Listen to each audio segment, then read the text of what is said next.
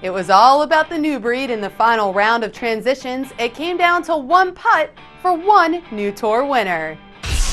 Settle in as we rewind the week with the latest edition of Monday Backspin from PGA TOUR.com. Hey everyone, I'm Amanda Balionis. We couldn't have scripted it any better ourselves in the final round of the Transitions Championship, with the leaders on the scoreboard all searching for their first win on tour. It came down to a game of adrenaline, nerves, and scrambling. What exactly was on the line for Gary Woodland and Webb Simpson, who were the two battling it out over the last 9 holes, not only notching their first PGA Tour win, but also racking up some nice FedEx Cup points and a spot in the Masters. It was all tied up at 15 under when the Kansas graduate drove the ball 284 yards to the right of the fairway. The 26-year-old managed to save par from 11 feet and watched from a bird's eye view as Simpson drove his ball 306 yards right into the bunker. Simpson had been struggling with slicing the ball all day and overcompensated a bit as it went into the left fairway bunkers. From the green, the new dad had a 20-foot putt to drop to go into extra holes, but just couldn't make it happen. Aside from the fantastic play from the young guys on tour this week, the Transitions Championship also brought out the caring side of the players and fans. There was a charity event on March 13th where fans and players could walk the back 9 of the famous Copperhead course to raise money for the organization Prevent Blindness Florida. The organization raises money to give children and adults free eye screenings, as well as providing research, education, and advocacy.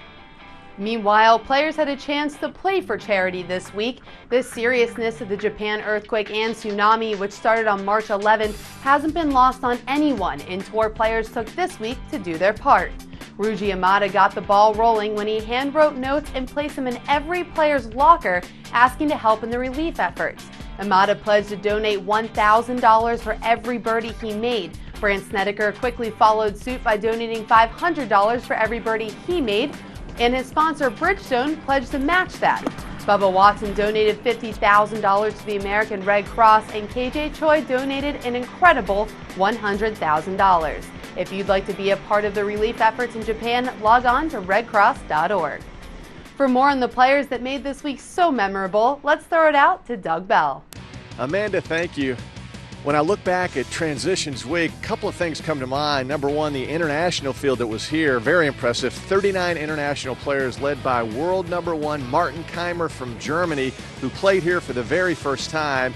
And when I asked Martin to comment about the Copperhead layout, he said it was his favorite course on the PGA Tour, and that says a lot. Now, aside from the international players, how about the young players that were here, led by 17-year-old Matteo Manassero from Italy. There was 19-year-old Ryo Ishikawa from Japan, 20-year-old Bio Kim, the youngest rookie on the PGA Tour, and 21-year-old Peter Uihlein, the U.S. amateur champ, playing here on a sponsor's exemption.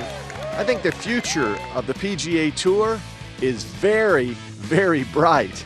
This golf course, rave reviews. Of course, the field is getting better each and every year. Good things are happening here at the Transitions Championship. Looking ahead, the tour moves to Orlando for the Arnold Palmer Invitational presented by MasterCard at Bay Hill. Very excited about that. Our coverage begins on Thursday at high noon right here on the PGA Tour Network. This Florida swing has been unbelievable. Amanda, let's get back to you. Thanks, Doug. Like you said, the next stop on the PGA Tour is the Arnold Palmer Invitational. Go to PGATour.com for On the Tee Thursday and Friday at 12:30 p.m. Eastern, followed by live coverage of the 14th and 17th holes at Bay Hill Thursday and Friday from 1 to 6 p.m. Eastern.